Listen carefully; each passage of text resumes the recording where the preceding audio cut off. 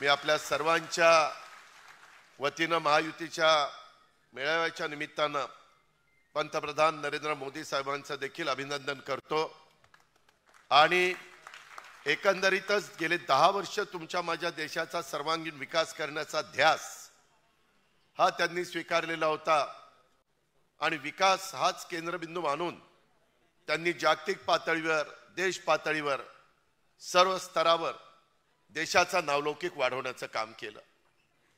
परंतु त्या निवडणुकीच्या निमित्तानं महाराष्ट्रामध्ये विरोधकांना जरा जास्तीचं यश मिळालं। वेगवेगळ्या प्रकारे काही समाजामध्ये गैरसमज निर्माण करण्याचा प्रयत्न त्यांनी केला, त्याला त्यांना यश आलं। आता मतदारांना कळतंय किंवा संविधानाच्या बद्दल आजपर्यंत अनेक पंतप्रधान किंवा अनेक सरकार येऊन गेली, परंतु संविधानाला इतका आदराचा स्थान देण्याचं काम हे एनडीएचे प्रमुख या नात्याने पंतप्रधान नरेंद्र मोदी साहेबांनी केलं। कारण ज्यावेळेस पहिलीच एनडीएची बैठक झाली तिथेही आम्ही बघितलं, त्या बैठकीला आल्यानंतर पहिलं संविधानाचं दर्शन घेऊन तिथं नतमस्तक होऊन त्यांनी आम्हाला सगळ्यांना मार्गदर्शन केलं। तीच गोष्ट मंत्रिमंडळाच्या शपथविधीच्या निमित्तानं राष्ट्रपतींच्या जे कार्यालय राष्ट्रपती भवन आहे तिथं देखील संपूर्ण भारतातल्या देशाने बघितलं। पण जाणीवपूर्वक माझ्या आदिवासी समाजामध्ये, माझ्या मागासवर्गीय समाजामध्ये संविधान बदललं जाणार, समान नागरी कायदा येणार, आपलं आरक्षण जाणार, 400 पार हे कशा करता, अशा पद्धतीनं आपला जो सकारात्मक प्रचार होता त्याला नकारात्मक पद्धतीनं लोकांच्या समोर नेण्याचं काम ह्या लोकांनी महाराष्ट्रामध्ये केलं। जो शिवशाहू फुले आंबेडकरांचा महाराष्ट्र आहे तिथं ते झालं आणि त्याचा फटका हा आपल्याला बसला।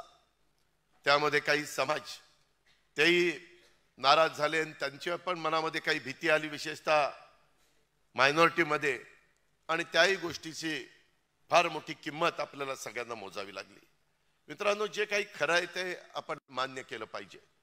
आता मात्र गाफील न राहता आपण सगळ्यांनी संविधानाच्या बद्दलचा जसा चुकीचा प्रचार करून जनतेमध्ये गैरसमज निर्माण करण्याचा प्रयत्न केला, इतर घटकामध्ये गैरसमज निर्माण करण्याचा प्रयत्न केला, हा आपण हाणून पाडला पाहिजे। त्यांना प्रत्येकाच्या पर्यंत, मतदारांच्या पर्यंत जाण्याचं काम महायुतीच्या कार्यकर्त्यांनी केलं पाहिजे। खरं तर मला आठवतंय, मी महायुतीमध्ये सामील झालो त्याला जवळपास 1 वर्ष होऊन गेलं। त्या 1 वर्षाच्या काळामध्ये सुरुवातीला वरळीमध्ये आपला एक मेळावा झाला, त्यावेळेस शिंदे साहेबांनी, देवेंद्रजींनी, आम्ही सगळ्यांनी ठरवलेलं होतं की अनेक वर्ष आपण एकमेकाच्या विरोधामध्ये जिल्हा परिषदेमध्ये, ग्रामपंचायतमध्ये, तालुका पंचायतमध्ये, नगरपालिकेमध्ये, महानगरपालिकेमध्ये, इतर काही संस्थांच्या सहकारी ह्या निवडणुका आपण लढवल्या आणि आम्ही लोक जरी सगळे वरच्या पातळीवरचे एकत्र आलो तरी कार्यकर्त्यांनी पण तिन्ही पक्ष आणि मित्र पक्षांच्या एकत्र येण्याची गरज होती आणि म्हणून तो पहिला मेळावा वरळीला आपण घेतलेला होता आणि नंतर विभाग वाईज आपण जाणार होतो, नंतर जिल्हा वाईज जायचं ठरलेलं होतं आणि खालच्या टीमनी तालुका वाईज पण जायचं। अशा पद्धतीनं एक आपलेपणाचं वातावरण, सगळ्यांच्या मध्ये एक समन्वय साधण्याचा काम करायचा निर्णय झालेला होता, परंतु काही कारणांनी ते पुढं गेलं नाही। आता मात्र उद्याचं अधिवेशन संपल्यानंतर शिंदे साहेब, देवेंद्रजी, ताबडतोब त्या गोष्टीला आपण सुरुवात करावी लागेल। त्या निमित्तानं वेळ पडली तर एका दिवशी 2-2 विभागामध्ये जाता आलं तर 2-2 विभागामध्ये, कारण एकदा विभागाचे मेळावे झाले, सध्या पावसाचे दिवस आहेत, बघता बघता ऑक्टोबर महिना कधी येईल समजणार नाही आणि त्याच्यामुळे आता सगळ्यांनाच म्हणजे महायुतीच्या मित्रपक्षांच्या शेवटच्या कार्यकर्त्याला देखील मनापासून स्वतःला झोकून देऊन काम करावं लागणार आहे। उद्याच्या काळामध्ये निवडणुकीमध्ये जे काही तिकीट वाटप करायचंय महाराष्ट्राच्या विधानसभेत 288 जागांच्या संदर्भात, ते वरिष्ठ पातळीवरचे नेते मंडळी मिळून त्या ठिकाणी करतील। त्याबद्दल तुम्ही कृपा करून सर्व वरिष्ठांच्यावर विश्वास ठेवा। हे सगळं करत असताना इतरांना देखील थोडंसं कदाचित दोन ताकदीचे उमेदवार असतील, एकाला तिकीट मिळेल एका पक्षाला, दुसऱ्याला मिळणार नाही, त्याला लगेचच नाराज न होता थोडंसं त्यांनी पण समन्वय त्या ठिकाणी एक वेगळ्या प्रकारची भूमिका न घेत स्वीकारता त्यांनी पण हे आपल्या सर्वांचं काम आहे, ह्या भावनेतनं तिथं स्वतः झोकून दिलं गेलं पाहिजे. ह्या सगळ्या गोष्टी करत असताना आताच्या अर्थसंकल्पाच्या बाबतीमध्ये सन्माननीय आशिष शेलार साहेबांनी सांगितलं की फार चांगला अर्थसंकल्प दिलाय. महिलांनो, मला आपल्याला सगळ्यांना सांगायचं आहे, त्याच्यामध्ये आमच्या मुली असतील, त्याच्यामध्ये आमच्या माता असतील, त्याच्यामध्ये आमच्या भगिनी असतील, त्या सगळ्यांना ह्या मेळाव्याच्या निमित्तानं महाराष्ट्रातल्या माझ्या मुलींना, मातांना आणि भगिनींना सांगायचं, आपल्याला सगळ्यांना सांगायचं आहे की ह्याच्यामध्ये सुरुवातीला काही त्रुटी राहण्याची शक्यता नाकारता येत नाही. आम्ही ताबडतोब त्याच्यामध्ये तुम्हाला बघायला मिळालं असेल, पहिल्यांदा 21 ते 60 होतं, लगेच 21 ते 65 केलं. पिवळं आणि केशरी रेशन कार्ड, ह्याला बाकीचं काही आता उत्पन्नाच्या दाखल्याची गरज नाही. असं जास्तीत जास्त कसं सुसह्य होईल, माझ्या माता भगिनींना जास्त हेलपाटे मारावे लागणार नाही. मला कार्यकर्त्यांना सगळ्यांना सांगायचं की ही योजना आपण प्रत्येकाने प्रयत्न करून त्या भगिनींच्या पर्यंत पोचवायची, त्या मातेच्या पर्यंत पोचवायची. आणि ही पोचवत असताना कुठेही कुणी गडबड करत असेल, काही पैसे मागत असेल, काही वेगवेगळे प्रकार करत असतील, तर ह्याला अजिबात थारा देता कामा नये. त्याबद्दल अतिशय कडक भूमिका ह्या आपल्या महायुतीच्या सरकारने स्वीकारलेली आहे. आणि त्याच्याबद्दल मध्ये एक तलाठ्याने काही गडबड केली तर त्याच्यावर ताबडतोब ऍक्शन घेण्यात आली. विरोधक ह्या योजनेमुळे थोडेसे गडबडलेले आहेत, थोडेसे घाबरलेले आहेत आणि त्यांना कुठल्याही परिस्थितीमध्ये ही योजना ही सक्सेस होऊ नये. त्याचबरोबर महिलांना 3 गॅस सिलेंडर वर्षाला द्यायचे, ही सक्सेस होऊ नये ह्याकरता ते प्रयत्न करतील, नकारात्मक त्या ठिकाणी बोलतील, त्याच्यामध्ये चुनावी जुमला म्हणून सांगतील, असं काही जे काही त्यांना वाटेल ते बोलण्याचा प्रयत्न करतील. परंतु आपण सकारात्मकच बोलायचं, विकासाचंच बोलायचं. आज केंद्राचा पण अर्थसंकल्प लवकरच ह्याच महिन्यामध्ये त्या ठिकाणी अर्थमंत्री केंद्रीय निर्मला सीतारामन मांडणार आहेत. तोही अर्थसंकल्प सगळ्या देशाचा तिकडं लक्ष आहे, चांगला अर्थसंकल्प येईल. मला पियुष गोयल साहेब इथे आहेत, मला पियुष गोयल साहेबांना विनंती करायची, काही करून त्या कांदा निर्यात बंदी काही करू नका. त्या कांद्याने अक्षरशः अनेकांना रडवलं. त्या कांद्यामुळं आपल्या नाशिक जिल्हा असेल, नगर जिल्हा असेल, पुणे जिल्हा असेल, माझा सोलापूर जिल्हा असेल, अनेक जिल्ह्यांमध्ये त्या एकंदरीत निर्यात बंदी केली, त्याच्यामुळं त्याचा परिणाम झाला आणि त्याची जबरदस्त किंमत ही त्या ठिकाणी मोजावी लागली. आम्ही आता केंद्राच्या अखत्यारीमध्ये, आम्ही पण दिल्लीमध्ये गेल्यानंतर वरिष्ठांशी, अमित भाईंशी असेल किंवा नरेंद्र मोदी साहेबांशी असेल, तिथं बोलण्याचं काम करणारच आहोत. परंतु तुमच्या माझ्या महाराष्ट्रातल्या शेतकऱ्यांच्या भल्याचे जे जे निर्णय आपल्या हातामध्ये असतील, मुख्यमंत्र्यांच्या महायुतीच्या सरकारमध्ये असतील, तो घेण्याचा प्रयत्न आम्ही तर करतोय. दुधाला पण आपण 5 रुपये वाढवले. आता पावडर दुधाची एक्सपोर्ट करायला देखील कालच्याच कॅबिनेटमध्ये मान्यता दिलेली आहे, जेणेकरून पावडरचे साठे, दुधाच्या पावडरचे साठलेले आहेत, ते बाहेर जावेत आणि त्याच्यातनं दुधाचा दर चांगला व्हावा. त्याही बाबतीमध्ये पियुष गोयल साहेब तुम्ही आहेत, प्रतापराव इथं आहेत, माझी आपल्याला दोघांना केंद्रीय मंत्री आणि स्वतंत्र कारभार या नात्याने विनंती आहे की दुधाची पावडर पण आयात करू नका. मधून अशा काही बातम्या दिल्या जातात आणि सोशल मीडियावर इतकं वेगळ्या पद्धतीनं ते दाखवलं जातं की लगेचच शेतकऱ्यांच्या मनामध्ये एक वेगळी भावना वाढीला लागती. त्याच्यामुळं अशा पद्धतीनं कुठं घडत असेल आणि ते होणारच नव्हतं तरी देखील दाखवण्याचा प्रयत्न करत असेल तर त्याला काउंटर अटॅक देखील झाला पाहिजे.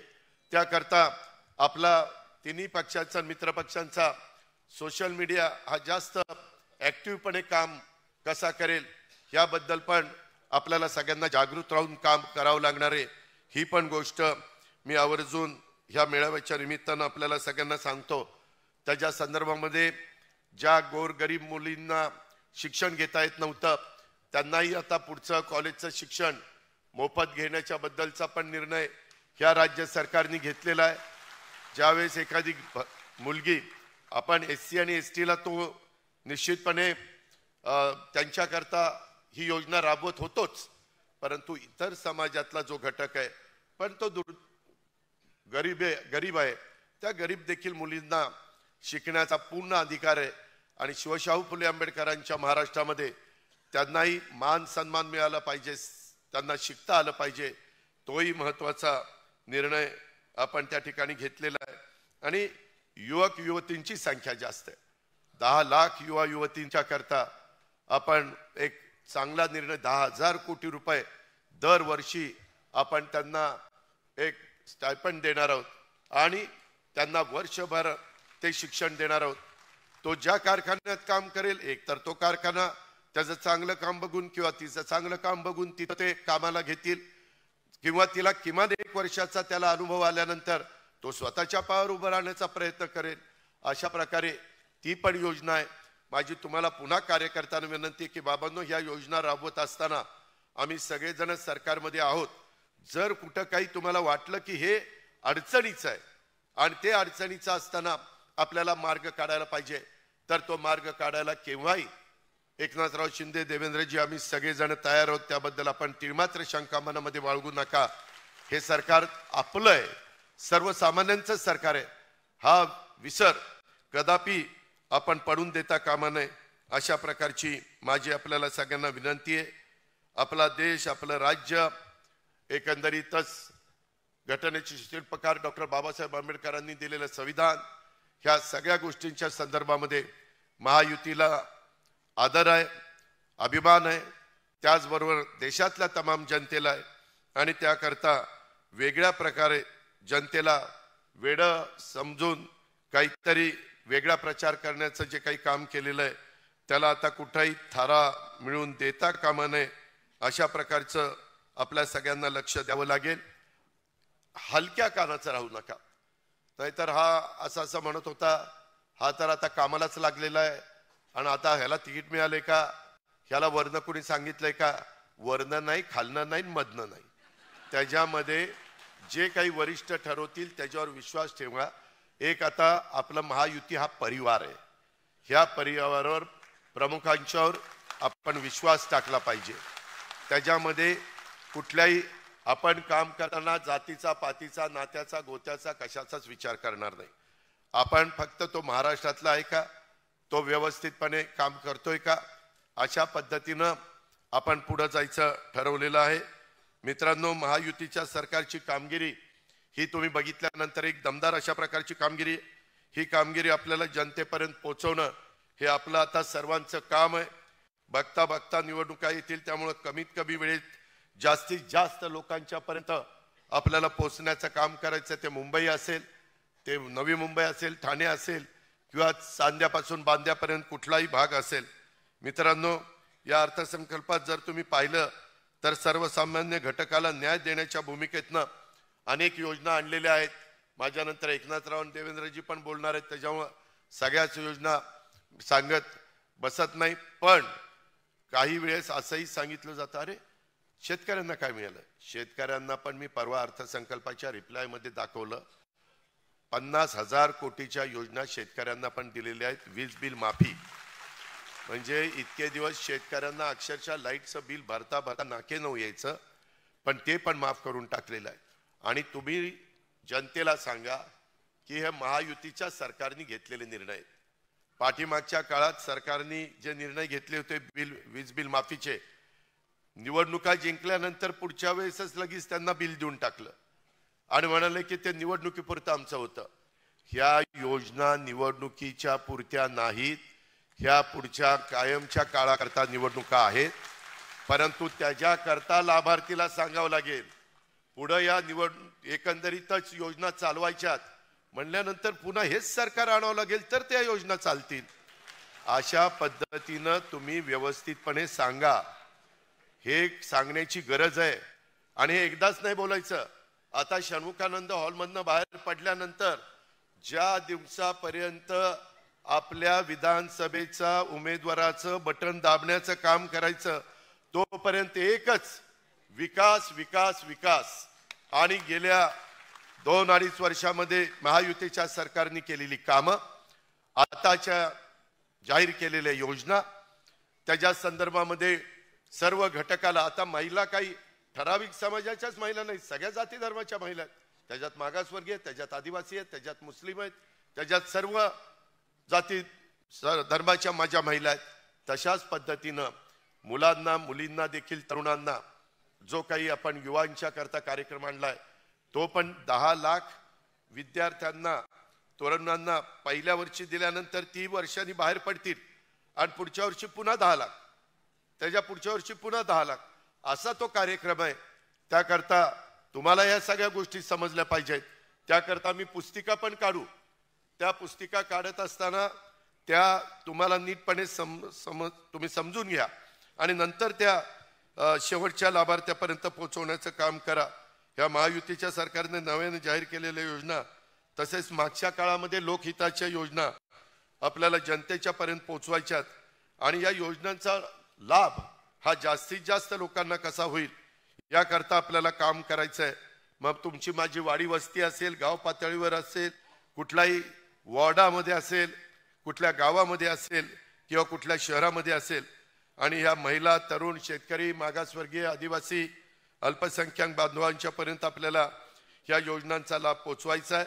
शासकीय योजनांचा लाभ मिळवून देण्याकरता त्याचा फॉर्म भरून घेणं, पात्र कुटुंबांना योजनेचा लाभ मिळवून देण्याच्या करता कागदपत्र काढण्याच्या करता मदत करणं, सरकारी कार्यालयात जर कुठल्या अडचणी आल्या तर त्या सोडवण्याच्या करता मदत करणं, हे काम बूथ पातळीपर्यंत महायुतीच्या कार्यकर्त्यांनी त्या ठिकाणी केलं पाहिजे। पक्षाच्या पदाधिकाऱ्यांनी पक्षाच्या कार्यालयाच्या माध्यमातून शासकीय योजनांच्यासाठी लोकांना मदत झाली पाहिजे। जनतेचे प्रश्न, जनतेच्या समस्या, अडीअडचणी समजून घेण्यासाठी पक्षाच्या कार्यालयाच्या माध्यमातून लोकांना सेवा दिली पाहिजे। आपल्या महायुतीच्या पक्षाचं कार्यालय किंवा आपल्या मित्रपक्षांचं कार्यालय हे लोकांच्यासाठी आहे, त्यांच्या समस्या सोडवण्यासाठी आहे। हा विश्वास आपण लोकांच्या मध्ये निर्माण केला पाहिजे। ह्याच्यामध्ये वारकरी संप्रदायाकरता देखील खूप चांगल्या प्रकारच्या योजना ह्या देखील दिलेल्या आहेत। इतके वर्ष अनेक सरकार आली, परंतु कधी वारकरी किंवा वारकऱ्यांच्या दिंड्या ह्याला त्या ठिकाणी मदत झालेली नव्हती, परंतु तिथं देखील मदत करण्याचे काम हे मुख्यमंत्री एकनाथराव देवेंद्रजी आणि महायुतीच्या सरकारने केलेलं आहे। केवळ योजनांची माहिती ही सोशल मीडियाच्या माध्यमातून देऊन चालणार नाही, तर त्यासाठी कागदपत्रांची किंवा विविध अडचणींच्या सोडवण्यासाठी जी काही मदत लागेल ती आपल्या पक्षाच्या कार्यालयातून उपलब्ध करून दिली गेली पाहिजे। ह्याकरता हा मेळावा आहे। बूथ पातळीवर काम, गाव पातळीवर कागदपत्राच्या वाटपाची शिबिरं ही आपल्याला घ्यावी लागतील। दलालांच्याकडनं योजनांच्यासाठी लोकांच्याकडनं पैसे उकळण्याचं काम जर केलं जात असेल तर ते तिथल्या तिथं थांबवलं गेलं पाहिजे। ह्याच्यामध्ये कुठंही महायुतीच्या छोट्या मोठ्या कार्यकर्त्याच्याकडनं किंवा कुणाकडनंही बदनामी महायुतीची होईल, सरकारची बदनामी होईल, अशा पद्धतीनं कुठली गोष्ट घडता कामा नये। जर असं काही घडलं तर तो कुठल्याही पक्षाचा असला तरी देखील त्याच्यावर ऍक्शन घेतली जाईल। तुम्ही काही आता मलाच सगळं समजते असं त्या ठिकाणी वागायचं कारण नाही, ही पण बाब आपण लक्षात घ्या। मित्रांनो, महायुती सरकारच्या माध्यमातून आपण राज्याला प्रगतीपथावर नेण्याच्या करता जे अनेक निर्णय घेतलेले आहेत आणि ते सर्वसामान्य शेवटचा जो माणूस आहे त्याला डोळ्यासमोर ठेवून घेतलेले आहेत, आणि त्याच्यामध्ये खूप काही गोष्टी अजून त्याच्यामध्ये आहेत। ते आपण पेपरलाही वाचलं असेल, माझ्यानंतर देवेंद्रजी आणि एकनाथराव पण त्या संदर्भामध्ये सांगतील। आणि कुठंही आपल्यामध्ये वादविवाद होता कामा नये। कुठं काही वेडवाकडं घडलं तर ते महायुतीच्या कार्यकर्त्याकडनं घडलं असं अजिबात होता कामा नये। त्याच्यामध्ये इलेक्ट्रॉनिक मीडिया, प्रिंट मीडिया मग बातम्या दाखवतं आणि बघा हे कसे वागतात, कसे बोलतात, कशा पद्धतीनं त्यांच्याकडनं कृत्य घडतं, असं अजिबात कुणाकडनं घडता कामा नये। ह्याबद्दलची काळजी ही महायुती आणि मित्रपक्षाच्या सगळ्याच कार्यकर्त्यांनी, सहकार्यांनी घेतली पाहिजे। महायुती आम्ही वरिष्ठ पातळीवर सामंजस्य भूमिकेतून निर्णय घेणार आहोत. त्यामुळे कार्यकर्ते पदाधिकारी आपण सर्वांनी मिळून पुढचे विधानसभेच्या मतदानापर्यंतचा जो काळ आहे तिथपर्यंत झपाटून आपण सगळ्यांनी काम केलं पाहिजे. आम्ही पण ठरवलेलं आहे अधिवेशन संपल्यानंतर मी तर आठवड्यातले 2च दिवस मंत्रालयामध्ये थांबणार, 5 दिवस महाराष्ट्रामध्येच फिरणार, अशा पद्धतीनं सगळ्यांनी ठरवलेलं आहे. सगळे त्याच्यामध्ये मंत्री सहभागी होतील. सगळ्या मंत्र्यांनी पण आम्ही त्याच्यामध्ये मंत्रिमंडळामध्ये पण सांगतो, पण प्रमुख लोक गेल्यानंतर ते जर समजा राष्ट्रवादीचा मंत्री असेल तर त्याने राष्ट्रवादीच्या कार्यकर्त्यांना भेटावं, परंतु त्याचबरोबर भाजप शिवसेनेच्याही कार्यकर्त्यांना भेटण्याच्या करता काही वेळ राखून ठेवावा. त्यांच्याही काही महत्त्वाचे प्रश्न आहेत, त्यांच्याही अडचणी आहेत, त्यांचाही मान सन्मान हा ठेवला गेला पाहिजे. असं प्रत्येक पक्षाच्या मंत्र्यांच्याकडनं आणि वरिष्ठांच्याकडनं ही गोष्ट घडली तरच त्याच्यामधनं समन्वय साधता येईल, त्याच्यातनं एक एकोपा निर्माण करता येईल. अशा पद्धतीनं आपण सगळेजण वागूया आणि खऱ्या अर्थाने एक पुन्हा शिवशाहू फुले आंबेडकरांच्या महाराष्ट्रामध्ये पुन्हा महायुतीचं सरकार प्रचंड ताकदीनं निवडून आणण्याच्या करता आपण प्रयत्नाची शिकस्त करूया. समोरच्यांनी किती नकारात्मक भूमिका मांडली तर आपण सकारात्मकच भूमिका मांडायची. मात्र मागच्या वेळेस सारखा चुकीचा प्रचार करायला लागले तर मात्र तिथल्या तिथं तो खोडून काढायचा. तिथल्या तिथं प्रत्येकाच्या पर्यंत आपल्याला पोहोचून ते समजावून सांगावं लागेल. ते काम मात्र आपल्याला करावंच लागेल. त्याकरता हा मेळावा इथं आयोजित केलेला होता. आज आपण सगळेजण अतिशय कमी काळामध्ये, म्हणजे देवेंद्रजींना तर काल दुपारी कळालं आणि मग नंतर मेसेज गेले, अशा पद्धतीनं पुढच्या वेळेस थोडंसं आधी ठरवून आणि साधारण सगळ्यांनाच मेसेज जातील आणि जरा त्याच्यामध्ये वेळ मिळेल अशा पद्धतीनं आपण पुढचे मेळावे घेऊया. लवकरच विधान परिषदेच्या निवडणुका आहेत, त्याच्यामध्ये त्या निवडणुकीच्या संदर्भामध्ये देखील आपले उमेदवार 5 आणि 4 9 आपण उभे केलेले आहेत. तेही निवडून आणण्याच्या करता सगळ्या आमदारांचं सहकार्य, सगळ्या नेते मंडळींचं सहकार्य लागणार आहे. हे पण मी आपल्याला सगळ्यांना ह्या निमित्तानं सांगतो. काल पण एक दिमागदार कार्यक्रम आपल्या भारतीय टीमनी वर्ल्ड कप जो जिंकला त्याचं स्वागत मुंबईकरांनी असं प्रचंड स्वागत केलं की सगळ्या जगाला पण आश्चर्य वाटलं. आणि त्या पद्धतीनं तिथं पोलीस विभागाने जे काम केलं, महानगरपालिकेच्या स्वच्छता विभागाने जे काम केलं आणि एकंदरीतच तिथं जमलेल्या तमाम माझ्या जनतेने जो एक समंजसपणा दाखवला, शिस्त पाळली, ती अक्षरशः वाखाणण्याजोगी आहे. त्याकरता त्या सर्वांचं मी मनापासून कौतुक करतो, अभिनंदन करतो. आपल्या टीमचं पण मी मनापासून अभिनंदन करतो आणि आपल्या सगळ्यांची रजा घेतो. जय हिंद, जय महाराष्ट्र. महायुतीचा